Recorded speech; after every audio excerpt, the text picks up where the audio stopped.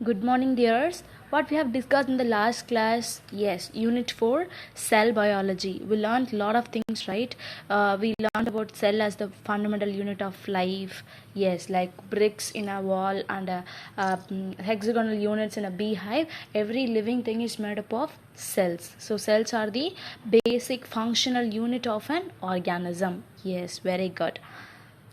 So, according to the number of cells in an organism, the organism is divided into two groups. They are unicellular organisms and multicellular organisms. Can you tell me an example for unicellular organism?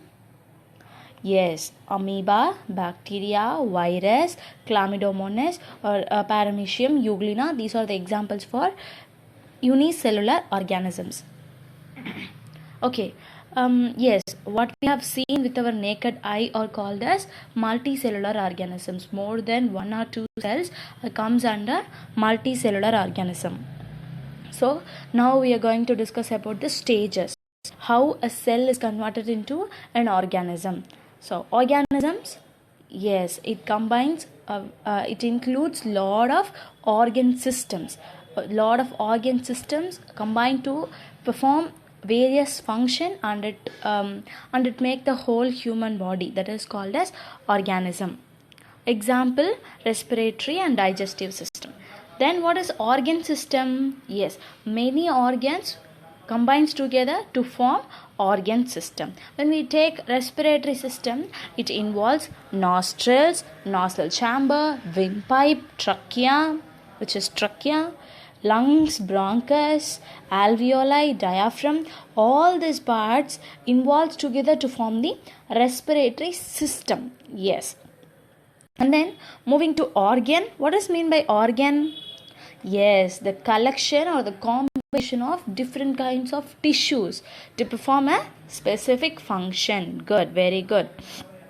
So we have a lot of organs in our body. They are heart, eyes, lungs, stomach, kidneys. So these are several organs. What is meant by tissues? Yes, tissues are the group of cells. Very good. Organized to perform a specific function. Okay, good. So then there are 4 types of tissues in animal or human cell. They are nervous tissues, epithelial tissues, connective tissues and muscular tissues. Then what are the 3 types of tissues in plants? Very good. Transport tissues, protective tissues and ground tissues. So I hope you remember all the things that we have discussed in the last class, right? Yes. So cell is a basic structural and functional unit of life. So we have discussed about the plant and animal comparison, right? So we compared a lot of things between animals and plants. Yes. Okay. Different types of cells. So there are lot of different types of cells. See this picture. They are mentioning here is a hand. The hand having skin, which is made up of epithelial cells. It have bones, which is made up of bone cells. It having muscle, which is made up of muscle cells. And obviously we have nerves. They are made up of nerve cells. Yes, you are right. So what is inside a cell? Yes, you know that cell organelles. What is organelles? Good. The parts of a cell is called as organelles. For human body abdina, we could say that as various parts. But when compared to a cellular level, we have to use the term organelles. Good. So cell membrane. Very good. The outer cover. Good. The plasma membrane. The boundary of an animal cell is plasma membrane, which is also called as cell membrane. Cell membrane is the outer cover. Cell wall, supporter and protector. So now we have to discuss from this, right? Cell wall. Why we used to build wall around our house? Why we need to build a compound wall around our house? Yes, to protect ourselves, to protect our house. So that like that we are having a cell membrane, a wall to protect the entire cell. That is the function of the cell wall. Supporter, it gives support and it gives protection. So supporter and protector. All animal and plant cells are enclosed or surrounded by a cell membrane, as you learned before. However, you might have noticed previously that animal cells often have an irregular shape, whereas plant cells have much more regular and rigid shape. Plant cells have an additional layer of outer side of the cell membrane. This is called as cell wall that provides the framework for the support and stability. Yes, so நார்மலாக ஒரு animal cell எடுத்துக்கிட்டோம் அப்படின்னா cell membranes will be there, ஒரே ஒரு layer of outer covering இருக்கும். But when we take account of plant செல்ஸ்க்கு எக்ஸ்ட்ராவாக இன்னொரு கவரிங் இருக்கும். ஓகேவா, அதுதான் செல் வால். ஓகேவா, because the plant have to stand still இல்லையா, நேராக நிற்கணும், காற்றடிச்சாலும் it may be any kind of வெதர்லையும் இட் ஹாவ் டு வித்ஸ்டாண்ட், ஃப்ளெக்சிபிளாக இருக்கணும், உடையக்கூடாது, எவ்வளோ காற்றடிச்சாலும் வளைஞ்சு கொடுக்கணும். ஸோ இந்த மாதிரி ஸ்டெபிலிட்டிக்காகவும் அந்த பிளான்ட்டோட ப்ரொடெக்ஷனுக்காகவும் each cell is covered by an additional layer called cell wall. ஓகேவா, it provides the framework for support and stability. Guys, do you get me what I'm talking? Yes, so the cell wall is formed from the various compounds, the main one being cellulose. So cellulose is made up of polysaccharide, அதாவது அது ஒரு carbohydrate, அந்த மாதிரி ஒரு sugar molecule starch மாதிரியான ஒரு பேசிக் ஒரு unit, கார்போஹைட்ரேட்ஸோட யூனிட்லேருந்து உருவானது தான் செல்லுலோஸ். ஓகேவா, ஸோ அந்த செல்லுலோஸ் அந்த செல் வாலில் பார்த்திங்கன்னா நிறைய காம்போனன்ட்ஸ் இருக்கும். ஸோ அதில் மேஜரான இருக்கிற காம்பவுண்ட் என்ன அப்படின்னு பார்த்தீங்கன்னா cellulose. Cellulose helps to maintain the shape of the plant cell.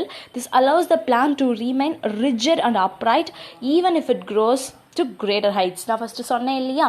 S, so cellulose எதுக்கு ஹெல்ப் பண்ணுது அப்படின்னா அந்த பிளான்ட்டோட ஷேப்பை மெயின்டைன் பண்ணுறதுக்கு. இப்போ ஒரு ட்ரீ அப்படின்னா அந்த ட்ரீ வந்து என்ன காற்றடிச்சாலும் whatever the weather may be, it have to withstand its shape. அதோட ஷேப் மாறக்கூடாது. ஷேப் மாறிச்சுன்னா என்ன ஆடும், இட் மைட் பி broken, உடஞ்சிரும் இல்லையா. ஸோ அதனால it have to retain its shape and rigidity.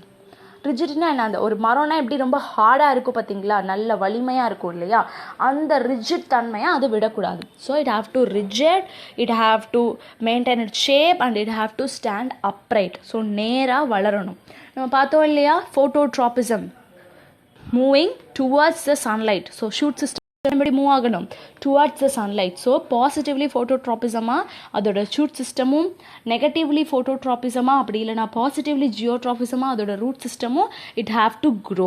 So இதை மெயின்டைன் பண்ணுறது தான் யாரோட வேலை அப்படின்னா இந்த செல்லுலோஸோட வேலை. ஓகேவா, each cell is interconnected with its neighbouring cells through openings called plasmodesmata. ஓகேவா, I read this again, plasmodesmata. ஓகேவா, so each cell is interconnected with cell. So இப்போ ஒரு செல் இருக்குது அப்படின்னா அது வந்து இன்னொரு செல்லோட கனெக்ட் ஆகியிருக்கணும். இப்போ நம்ம வீட்டில் we use to build a wall using bricks. So இந்த பிரிக்ஸை நம்ம எப்படி கனெக்ட் பண்ணுறோம், we use a mortar call cement mortar use பண்ணுறோம் இல்லையா, சிமெண்ட் கலவை அது போட்டு we made some connection with in the bricks. So அந்த மாதிரி இங்கே கனெக்ஷனை ஏற்படுத்துறது யார் அப்படின்னா அங்கே ஒரு ஹோல் மாதிரி க்ரியேட் ஆகி அந்த ஹோல் மூலியமாக ஒரு துவாரம் மூலியமாக தான் இந்த ரெண்டு செல்ஸும் கனெக்ட் ஆகிருக்கும். ஸோ அந்த ஓப்பனிங்ஸ்க்கு பேர் தான் என்னென்னா பிளாஸ்மோடெஸ்மெட்டா. Could you get me? Yes, plasmodesmata. So now you can see the pictures of both plant cell and animal cell. பார்க்குறது தெரியுதா? Could you see the image? Yes. So cell wall எப்படி இருக்கு பாருங்க, அனிமல் செல் plant செல் எப்படி இருக்கு பாருங்க, animal செல் எப்படி இருக்கு பாருங்க, அதில் செல் வால் எப்படி இருக்கு பாருங்க. The outermost covering of the plant cell, it's maintain the shape and protect the cell. So நம்ம சொன்னது தான். So sell wall it must protect the plant and protect the cell and the shape. Okay va? Chloroplast is an organelle characterized by its two membranes and a highly concentration of chlorophyll and carry out photosynthesis. So chloroplast, உங்களுக்கு name கேட்டோனே chlorophyll, very good. So it is a greenish pigment responsible for the process of photosynthesis. Very good. So photosynthesis நடக்கணும் அப்படின்னா இந்த chloroplastல தான் இந்த green color pigment இருக்கும். ஓகேவா, so this chloroplast is responsible for photosynthesis. அடுத்து large vacuole filled with both inorganic and organic molecules along with water to support the organelle. So இந்த large vacuole அப்படின்னா என்ன, ஒரு ஏர் சாக் மாதிரியான ஒரு பெரிய பந்து, சரியா, அதுதான் வேக்யூல். ஸோ இதில் வந்து போத் ஆர்கானிக் காம்பவுண்ட்ஸ், அதாவது இந்த செல்லுக்கு தேவையான பயோ காம்பனன்ட்ஸும் இருக்கலாம், இன்ஆர்கானிக் காம்பனன்ட்ஸும் இருக்கலாம். அதில் ஃபில் ஆகி அப்படி இல்லைனா வாட்டரோட சேர்ந்து இதெல்லாம் கம்பைன் ஆகி அந்த செல் ஆர்கனல் உள்ள எல்லா செல் ஆர்கனலுக்கும் சப்போர்ட் கொடுக்கறதுக்காக there are lot of large vacuoles. ஓகேவா? இப்போ பாருங்கள், இது வந்து டிஸ்டிங்யூஷிங் ஃபீச்சர். இப்போ அனிமல் செல்லில் இந்த மாதிரி டிஸ்டிங்யூஷிங் ஃபீச்சர் என்ன அப்படின்னா, centriole. Centriole is a pair of minute cylindrical involved in the development of spindle fibers in cell division. So centriole அப்படின்றது ஒரு மேஜரான செல் ஆர்கனல். இது எதுக்கு ஹெல்ப் பண்ணும் அப்படின்னா, செல் டிவிஷன். ஒரு செல் இன்னொரு செல்லாக டிவைட் ஆகிட்டே வரணும் இல்லையா? ஸோ அந்த டைமில் இந்த சென்ட்ரியோல் வந்துட்டு டெவலப் ஆகி என்னவா மாறும் அப்படின்னா, ஸ்பிண்டில் ஃபைபர்ஸாக மாறும். சரியா? ஒரு நாராக வந்து நார் மாதிரியான ஒரு அமைப்புக்கு இந்த சென்ட்ரியோல்ஸ் மாறும். ஓகேவா? செல் டிவிஷனில் இது ஒரு இம்பார்ட்டன்ட் ரோல் ப்ளே பண்ணுது. ஓகேவா? அடுத்தது பார்த்தீங்கன்னா ஸ்மால் வேக்யூல். இப்போ லார்ஜ் வேக்யூல் பிளான்ட் செல்லில் இருக்கும், ஸ்மால் வேக்யூல் அனிமல் செல்லில் இருக்கும். அதே போல் அனிமல் செல்லில் செல் வால் கிடையாது, we only have cell membrane. But plant செல்லில் செல் மெம்பரேனும் இருக்கும், செல் வாலும் இருக்கும். ஓகேவா? ஸோ இப்போ ஸ்மால் வேக்யூல்ஸ் பாருங்கள், இதுவும் அதே மாதிரி தான், filled with both inorganic and organic molecules along with water to support the organelle. அதே ஃபங்க்ஷன் தான் பண்ணுது, but the sizes may vary. இப்போ இது ரெண்டுத்துக்குமே காமனாக உள்ள organelles என்னென்ன அப்படின்னா, obviously we know that nucleus.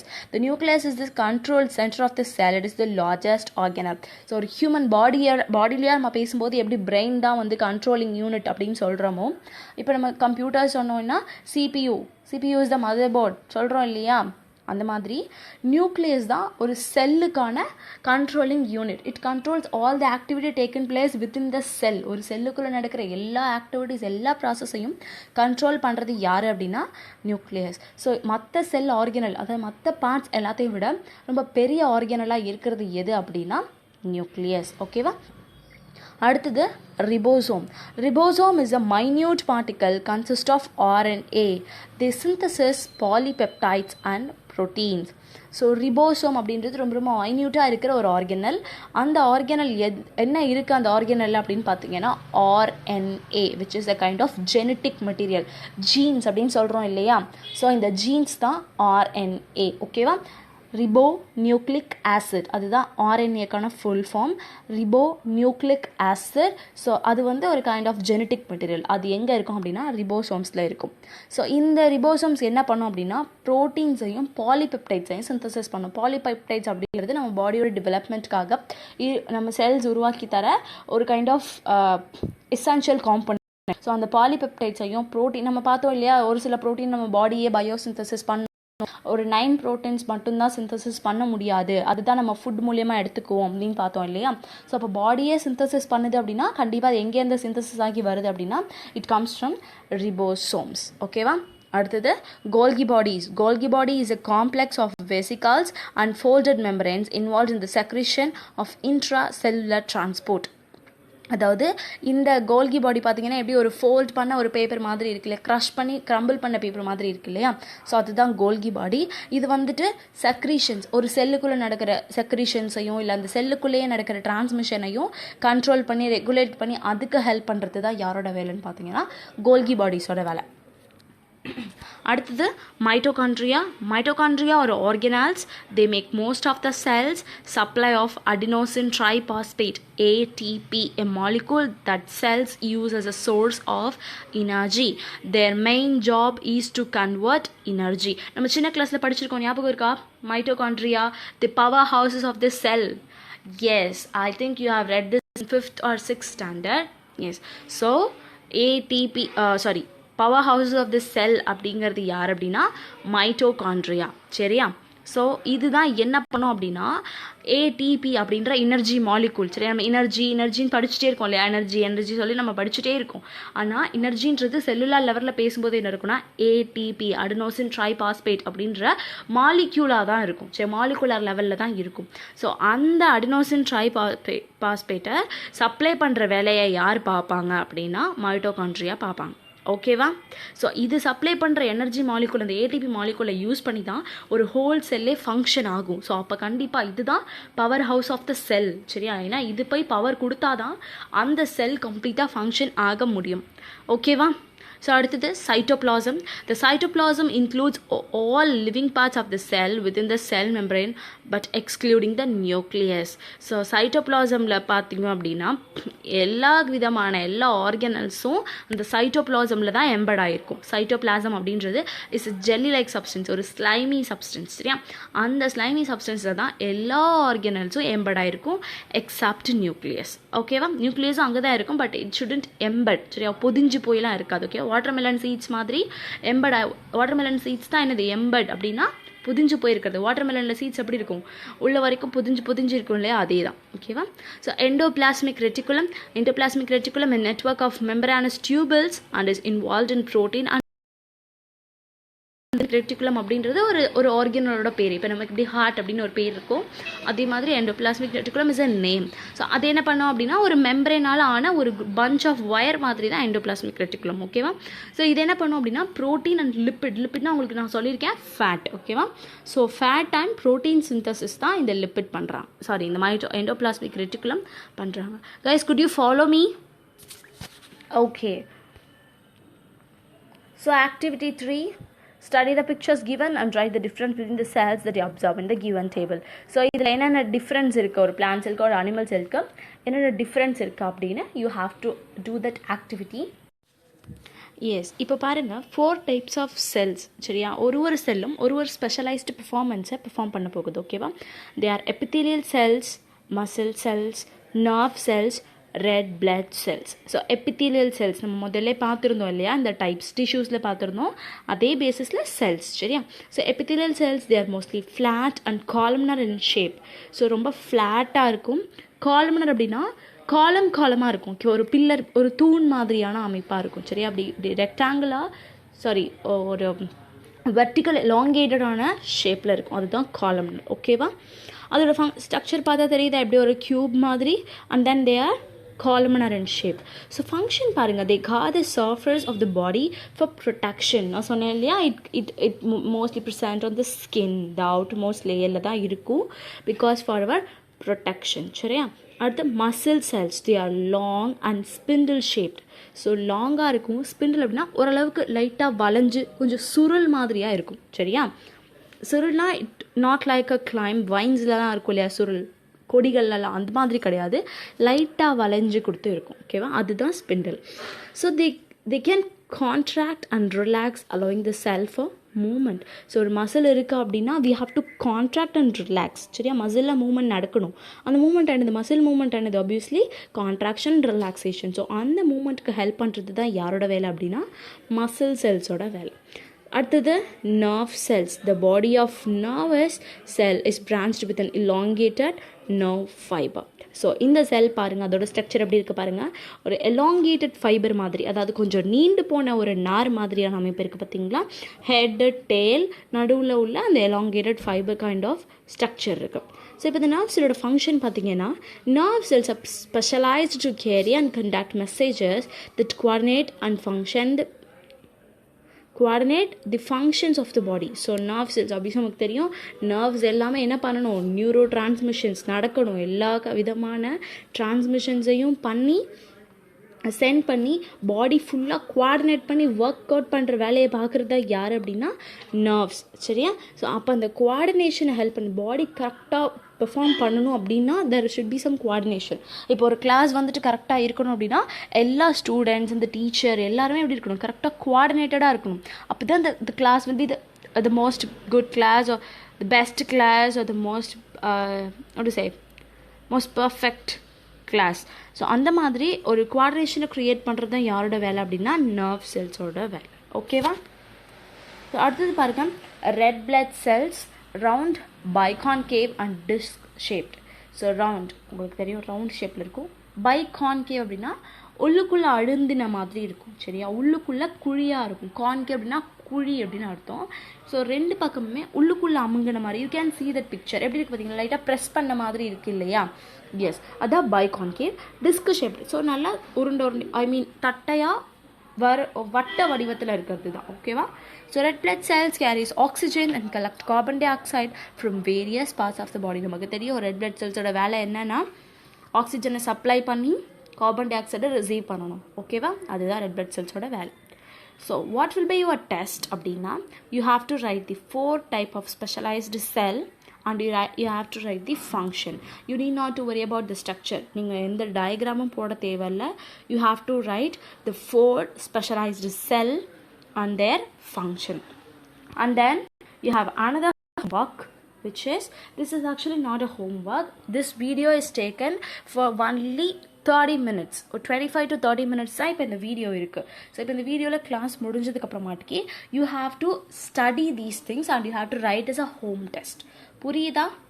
ஹோம்ஒர்க்குன்னா class எல்லாம் முடிஞ்சோடனே ஈவினிங் படித்து எழுதி சென்ட் பண்ணுற மாதிரி சொல்லலை. இந்த 30 minutes use this 30 minutes for to study these things. ஓகேவா? எஸ். ஸோ நல்லா புரிஞ்சிருக்கு இல்லையா? அந்த 4 types of cells எழுதி அதோட ஃபங்க்ஷன்ஸை எழுதணும். You need not to draw any thing. அதே போல் பிளான்ட் செல், அனிமல் செல், இதுலேயும் எதையும் வரைய தேவையில்லை. இப்போ செல் வால் அப்படின்னா செல் வால் கூட அந்த சின்ன ஒரு 2 லைன் டெஃபினிஷன், குளோரோபிளாஸ்ட் அப்படின்னா அந்த குளோரோபிளாஸ்ட்குள்ளே இந்த 2 லைன் டெஃபினிஷன், இது மாதிரி ஒன்றுத்தையும் you have to write for cell wall, chloroplast, larger vacuoles, centriole, small vacuoles, nucleus, ribosome, cytoplasm, endoplasmic reticulum, Golgi body and mitochondria. So இந்த மாதிரி ஒன்றுத்துக்கும் ஹெட்டிங் போட்டுட்டு எழுதணும். ஓகேவா? இதை வந்துட்டு நீங்கள் எல்லா கிளாஸும் முடிஞ்சதுக்கப்புறம் ஹோம் டெஸ்ட்டாக எழுதி you can send it evening. But இந்த 4 இருக்குது பார்த்தீங்களா, அந்த ஸ்பெஷலைஸ்டு செல்ஸ், இதை எழுதி இந்த ½ an hourக்குள்ளே படிச்சுட்டு எழுதி you have to send me. ஓகேவா? You have to send us a home test. Don't cheat on me and you will be cheated. ஓகேவா? ஹோம் டெஸ்ட்டெல்லாம் கரெக்டாக எழுதுனீங்கன்னா you could perform well in your exam. So that's why I'm giving you home test. ஓகேவா?